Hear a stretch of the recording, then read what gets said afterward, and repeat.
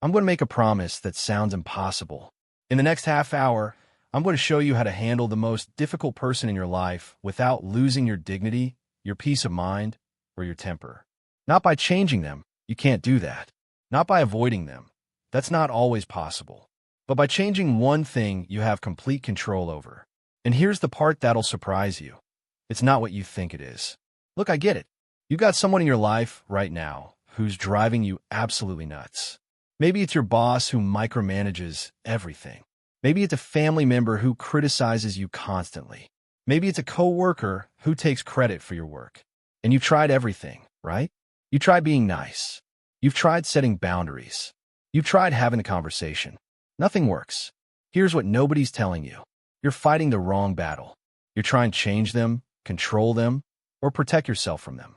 All of that keeps you stuck. What I'm going to show you today is completely different. I'm going to teach you how to change the one thing you have total control over, and it's not what you think. It's not your reactions. It's not your boundaries. It's your core belief about what difficult people can actually do to you. Most people think difficult people can make them miserable. That's horseshit. I know that sounds harsh, but stick with me.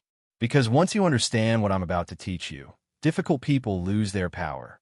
Not because they change, because you change the belief that's been screwing you over. This is rational emotive behavior therapy. I developed it after years of watching people torture themselves over other people's behavior. And it works. Not because it's complicated, because it's brutally simple. By the end of this video, you'll know exactly how you've been making yourself miserable and exactly how to stop. Let's dig in. So here's the first thing you need to understand. Most people think it works like this. Difficult person does something bad to you, and that makes you miserable. Person acts like a jerk, you feel terrible. Cause and effect, right? Wrong. Dead wrong. And this mistake is costing you your peace of mind every single day. There's a step in between that you're missing. And once you see it, everything changes. I call it the ABC model. It's simple. A is the activating event. That's what happens. B is your belief about what happened. And C is the consequence, how you feel and what you do. Most people think it causes C directly. The difficult person, that's A, causes your misery, that's C. But that's not how it works. A doesn't cause C. B causes C. Your belief about what happened causes how you feel. Let me give you a real example. Your boss yells at you in a meeting. That's A, the activating event. Now, most people would say that's what made them feel terrible. But that's not accurate. What made you feel terrible was B, your belief about what happened. And what's that belief? It's probably something like this. This is awful. I can't stand being yelled at. My boss shouldn't yell at me. This is terrible and humiliating, and I'm a failure. That's B. That's the belief.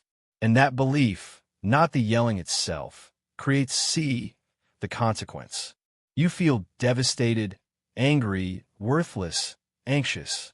Now here's the kicker. Someone else could have the exact same boss yell at them in the exact same meeting, and they'd have a different B. They might think, well, that's annoying. My boss is being a jerk again. I don't like it, but I can handle it. People yell sometimes. It's not the end of the world. Same A, different B, completely different C. That second person feels annoyed, but functional. They might be frustrated, but they're not devastated. They go home and have a normal evening instead of ruminating for hours. You see what I'm getting at? The difficult person isn't making you miserable. Your belief about what they did is making you miserable. And this is the best news you could possibly get. Because you can't control A. You can't control whether difficult people exist in your life. They're there. Your boss is who he is. Your mother-in-law is who she is. You can't wave a magic wand and make them different. And you can't control C directly either. You can't just decide to feel better. You can't just tell yourself, cheer up, be happy, don't let it bother you. That doesn't work. Your emotions don't work like that. But you can control B. You can absolutely control your beliefs. And when you change B, C changes automatically. When you change your belief about what happened, your feelings change without you even trying. This is where your power lives. Not in changing them. Not in forcing yourself to feel differently. In changing the beliefs that create your feelings in the first place. Let me walk you through another example so you really get this. Your coworker takes credit for your work. You had this great idea, you did all the research, and in the meeting, they present it like it was their idea. That's A. Now, here's what most people's B sounds like. This is awful. They're a terrible person. I can't stand this. They must not do this. It's not fair. I deserve credit. This shouldn't happen to me. And what's C? You're furious. You can't focus for the rest of the day. You complain to everyone who'll listen. You can't sleep that night. You fantasize about calling them out or quitting. You feel worthless because if you were more assertive, this wouldn't have happened. You're a mess. Now imagine a different B. Same situation, same coworker stealing credit, but you think this instead. This sucks. I really don't like it. But people often act in self-serving ways, especially in competitive environments. I can handle this. It's frustrating, but it's not the end of the world. I'll address it if I can, and if I can't, I'll survive. What's C now? You're annoyed, maybe pretty annoyed, but you're functional. You can think clearly. You decide whether it's worth addressing or not. You maybe talk to your boss privately, or you decide it's not worth the drama and you let it go. Either way, you go home and have dinner and watch TV and sleep fine. You're not destroyed. Same A, different B, totally different C. And here's what nobody tells you. You're not even aware of B most of the time. It happens so fast, so automatically, that you think A is directly causing C. You think the coworker taking credit made you miserable. But that's not what happened. Your belief about them taking credit made you miserable. And the belief you're not even noticing? It's usually some version of this is awful. I can't stand it. They shouldn't do this. This must not happen. Those beliefs are like a recording that plays automatically in your head every time something bad happens. And you don't question them. You think they're just observations about reality. But they're not observations. They're beliefs. And beliefs can be wrong. And these beliefs, these automatic thoughts about how awful things are and how they must not be this way, these are the beliefs that are destroying your peace of mind. So that's the first piece. A doesn't cause C. B causes C. The difficult person doesn't make you miserable. Your belief about what they did makes you miserable. And that means you have power you didn't know you had. Now you might be thinking, okay, Albert, but some things should upset me. Some things are terrible. And that's exactly what we need to talk about next. Because that belief that some things are awful is the second chain keeping you trapped. Let me tell you about the word awful. It's one of the most destructive words in the English language. And most people use it 10 times a day without thinking about what it actually means. Awful doesn't just mean bad. It doesn't mean very bad. It doesn't even mean extremely bad. Awful means more than 100% bad. It means so bad that nothing could be worse. It means the absolute worst thing that could possibly happen. When you say something is awful, you're saying it's at the very end of the badness scale. There's nowhere worse to go. It's catastrophic. It's unbearable. It's the end. And here's the problem. Nothing is awful. Almost nothing that happens to you in daily life is awful. Things can be bad. They can be very bad. They can be extremely inconvenient and frustrating and painful. But awful? No.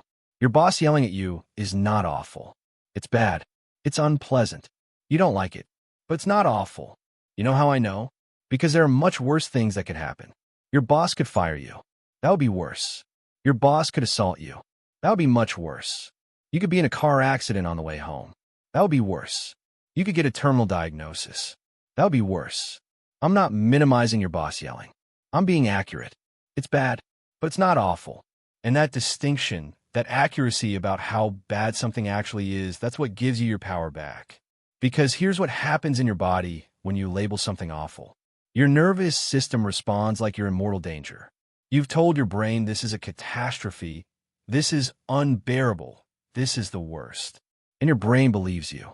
It floods your body with stress hormones. It puts you in fight or flight mode. It shuts down your ability to think clearly. All because of a word. All because you called something awful instead of calling it what it actually is, which is bad or very bad or really frustrating. You're creating a crisis in your body over something that isn't a crisis. And you're doing it to yourself. Let me give you a scale.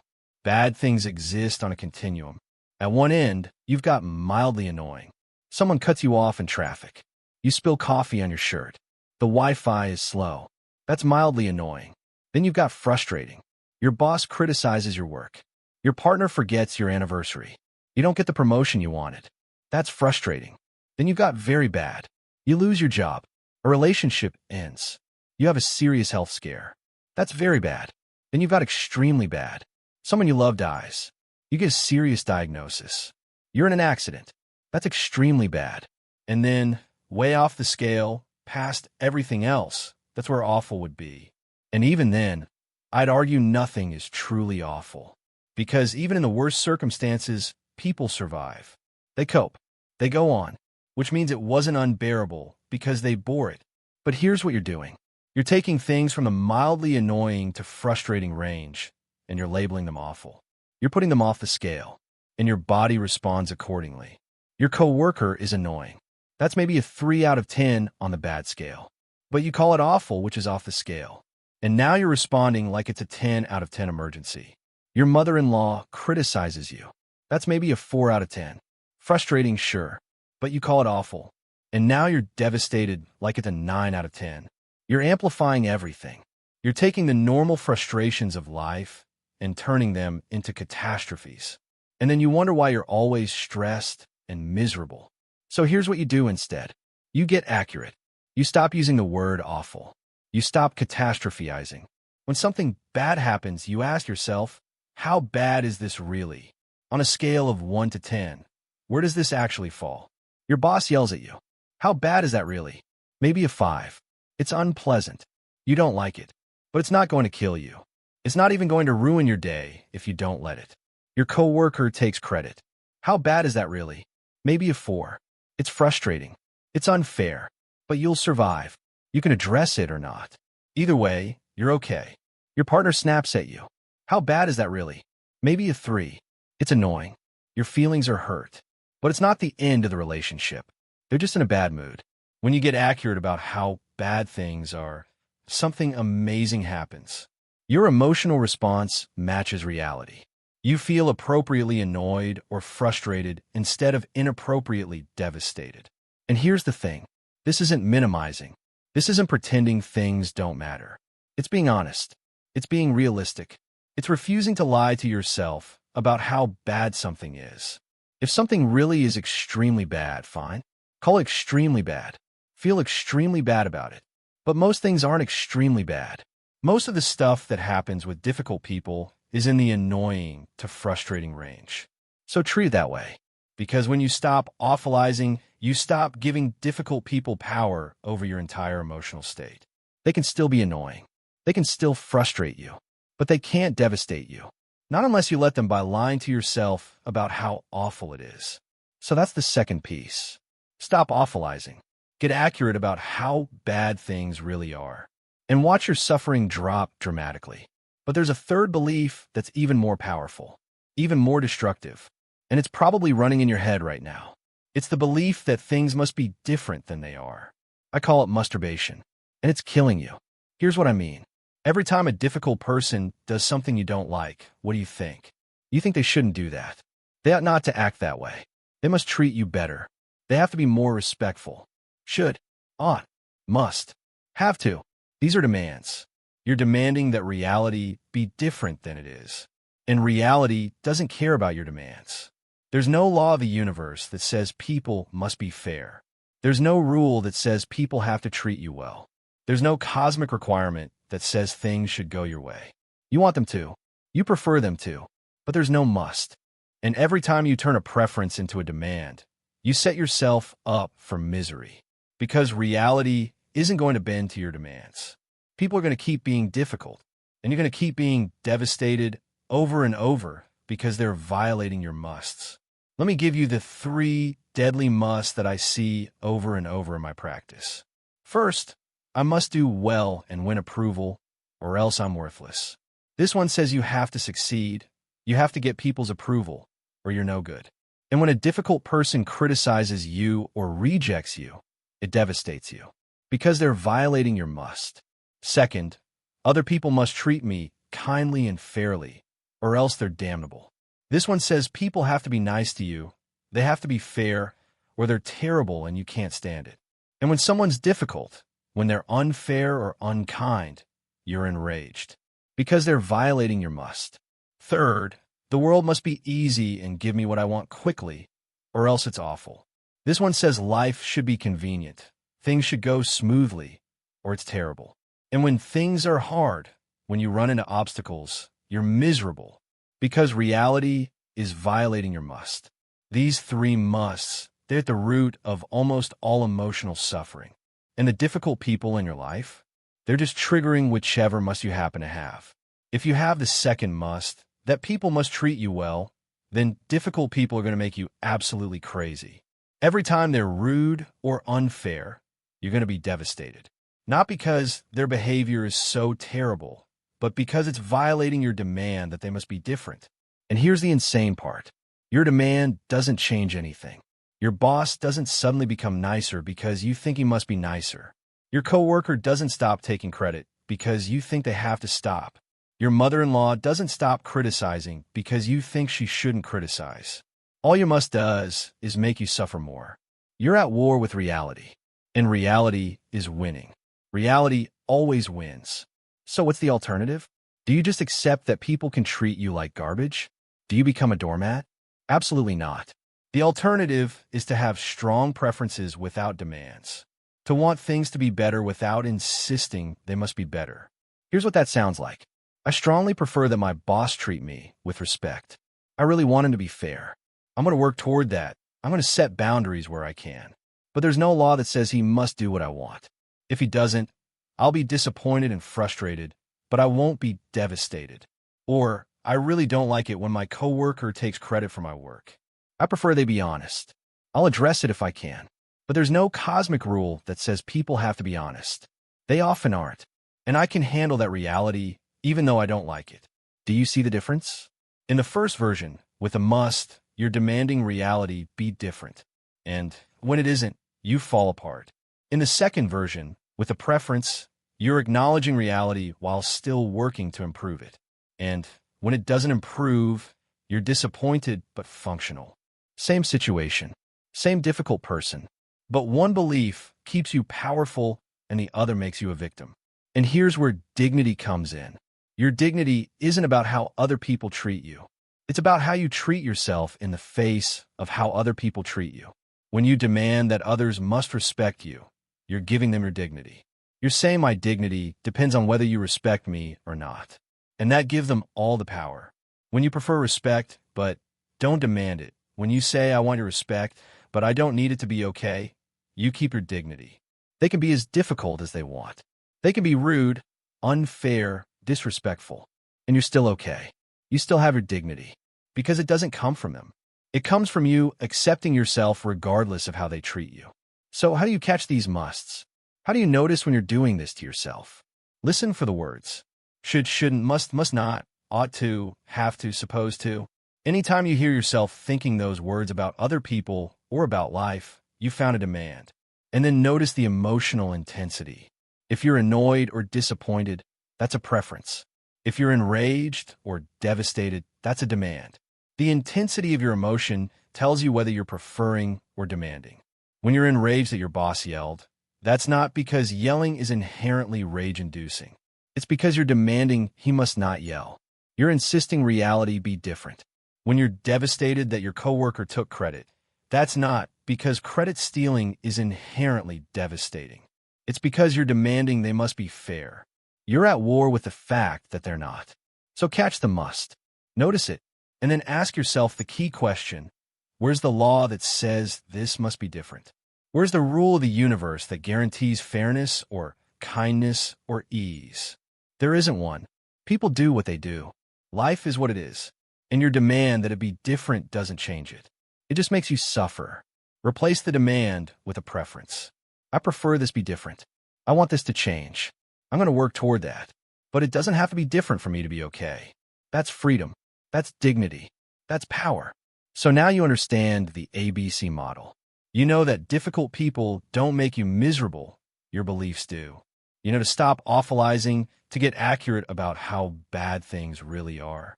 And you know to replace your musts with preferences, to stop demanding reality be different. But here's the question. How do you actually change these beliefs? How do you talk back to your brain when it's screaming that this is awful and they shouldn't be this way? That's what I want to give you next.